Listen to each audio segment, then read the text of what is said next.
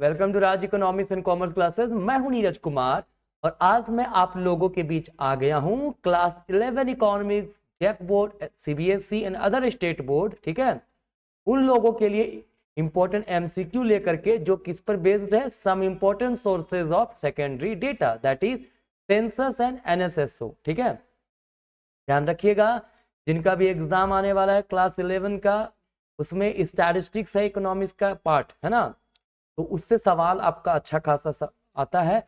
मैं regular basis पे video upload कर रहा हूं, है ना। आप कंप्लीट रूप से जितने वीडियो भी मैं स्टैटिस्टिक्स का अपलोड करूंगा उसको देखते जाइएगा, आपके लिए वो काफी ज्यादा हेल्पफुल रहेगा, है ना। तो आज पहला क्वेश्चन जो वो कहता है, according to 2011 census what is the number of female per 1000 mail in India. ठीक है, कहता है 2011 का जनगणना अनुसार भारत में प्रति 1000 पुरुषों पर महिलाओं की संख्या कितनी है। देखिए, सबसे पहले याद रखिएगा, सेंसस जो है, ठीक है, इंडिया में कंडक्ट होता है हर 10 सालों में, है ना, जिसमें पूरा इंटायर पॉपुलेशन का स्टडी किया जाता है। ठीक है, क्या कहता है उसमें, इंटायर पॉपुलेशन का स्टडी किया जाता है। क्लियर। एनएसएसओ भी जो है स्टैटिस्टिकल डेटा वगैरह कलेक्ट करता है। वैसे अब एनएसएसओ नहीं रहा, एनएसएसओ और सीएसओ को मर्ज कर दिया गया। ठीक है, और इसके जगह पर आ गया एनएसओ। क्या आ गया है अब, एनएसओ। 2019 में एनएसओ बन गया ये। ठीक है, कोई दिक्कत नहीं है, याद रखिएगा, एनएसएसओ और सीएसओ को मर्ज करके बनाया गया है अब एनएसओ। ठीक है, तो हम लोग वही सेंसस से रिलेटेड कुछ डेटा के बारे में जानेंगे जो इंपॉर्टेंट है आपके एग्जामिनेशन के लिए, है ना। कहते हैं 2011 का सेंसस के अकॉर्डिंगली फीमेल पर 1000 मेल कितने थे, 943 थे। ठीक है, ये याद रखने वाला चीज है, मतलब पर 1000 महिलाओं में कितने, सॉरी, पर 1000 मेल पर कितने फीमेल थे, 943। ठीक है, ये कहता है percentage increase in India population in the decade 2001 to 11, मतलब 2001 से 11 तक ये जो पूरा डेकेड था, इसमें इंडिया का जनसंख्या कितना बढ़ा, है ना, वो जनसंख्या 17.7% बढ़ा था। ठीक है ना, कोई दिक्कत नहीं है। कहता है according to 2011 annual growth rate of population in percentage was, मतलब हर साल प्रति वर्ष कितना परसेंट पॉपुलेशन बढ़ रहा था अकॉर्डिंग टू द 2011 सेंसस। ठीक है, तो एनुअल ग्रोथ रेट 2.14% था। ठीक है, सिंपल क्वेश्चन है ये सब, है ना। नेक्स्ट क्वेश्चन है, where is Indian statistical institute, है ना, ISI। ठीक है, इंडियन स्टैटिस्टिकल इंस्टीट्यूट कहाँ पे लोकेटेड है, तो याद रखिएगा इंडियन स्टैटिस्टिकल इंस्टीट्यूट, ठीक है, ये कलकत्ता में है ना। ये बहुत नामी इंस्टीट्यूट है, इकोनॉमिक्स वगैरह के लिए, स्टैटिस्टिक्स के लिए बहुत ज्यादा जाना जाता है ये इंस्टीट्यूट। ठीक है, next, who is professor PC Mahalanobis. देखिए, पीसी महालनोबिस एक इकोनॉमिस्ट थे, है ना।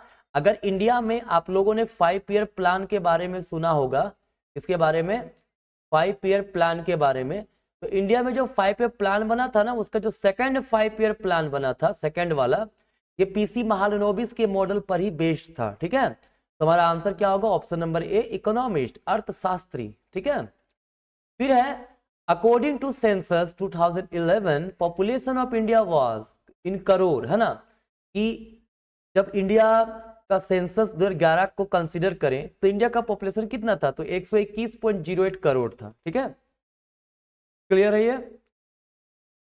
फीचर ऑफ सेंसस क्या होता है, university, regularity, well defined territory, तीनों चीज होता है जब सेंसस कंडक्ट होता है। तो पूरा यूनिवर्स, मतलब पॉपुलेशन यूनिवर्स जो होता है ना, सबका स्टडी किया जाता है। रेगुलर बेसिस पे सेंसस कंडक्ट होता है, हर 10 सालों में इंडिया में कंडक्ट होता है। ठीक है, वेल डिफाइंड टेरिटरी होता है, मतलब पूरा जो क्षेत्र है बटा हुआ अच्छे तरीके से डिवीजन किया रहता है। ठीक है, तो all of the above answer हमारा होगा। क्लियर है। नेक्स्ट क्वेश्चन है, कहता है census is calculated in India. India में याद रखिएगा 1881 से सेंसस कंडक्ट हो रहा है। ठीक है, आजाद भारत में पहला सेंसस 1951 में हुआ था। ठीक है, और हर 10 सालों में ये कंडक्ट होता जा रहा है। ठीक है, पिछला 2011 का हुआ था, फिर 2021 का होना था, लेकिन ड्यू टू लॉकडाउन वगैरह, जो कोविड वगैरह के कारण इसमें डिले हुआ, जो कि अभी तक नहीं हो पाया है। ठीक है, तो हमारा आंसर तो है कि आफ्टर 10 ईयर्स, हर 10 सालों में सेंसस जो है वो कंडक्ट होता है। ठीक है, नेक्स्ट कहता है according to census 2011 literacy rate in India was, कहता है जब इंडिया का सेंसस कंडक्ट हुआ 2011 में, तो उस समय भारत की जो लिटरेसी रेट थी वो कितनी थी, तो 74.4% था। ठीक है, मतलब अभी भी यूनिवर्सल एजुकेशन का जो मोटिव है वो अचीव नहीं हुआ 2011 में भी। ठीक है, अभी प्रेजेंट में भी नहीं हुआ है ना। तो लेकिन आज़ादी से काफ़ी ज़्यादा सुधरा है। ठीक है, आज़ादी के समय इंडिया में जो लिटरेसी रेट था मात्र 16-17% का था। ठीक है, क्लियर है। नेक्स्ट है, according to census 2011 density of population per square kilometre, मतलब पर स्क्वायर किलोमीटर कितने लोग हैं। ठीक है, पूरा अगर हम लोग बात करें पॉपुलेशन डेंसिटी की, ठीक है, तो हम लोग क्या करेंगे, टोटल पॉपुलेशन को डिवाइड कर देंगे इस कितने स्क्वायर किलोमीटर में हमारा इंडिया पूरा फैला हुआ, जमीन लैंड एरिया। ठीक है, तो बस बेसिकली इतना याद रखिए कि पर 1 किलोमीटर के दायरे में कितने लोग जो हैं वो रहते हैं ऑन एन एवरेज। ठीक है, तो कितना, 382 लोग। ठीक है, हर स्क्वायर किलोमीटर में, 1 स्क्वायर किलोमीटर में 382 लोग इंडिया में रहते हैं। ठीक है, next, NSSO was established in, देखो एनएसएसओ जो है इसका एस्टैब्लिशमेंट 1950 में हुआ था। 2019 में एनएसएसओ जो है उसको मतलब हटाया नहीं गया, एनएसएसओ एनएसएसओ और सीएसओ दोनों को मर्ज कर दिया गया। ठीक है, और इसके जगह पे क्या आ गया हमारे पास, याद रखिएगा एनएसओ आ गया। ठीक है, क्या आ गया, एनएसओ। क्लियर।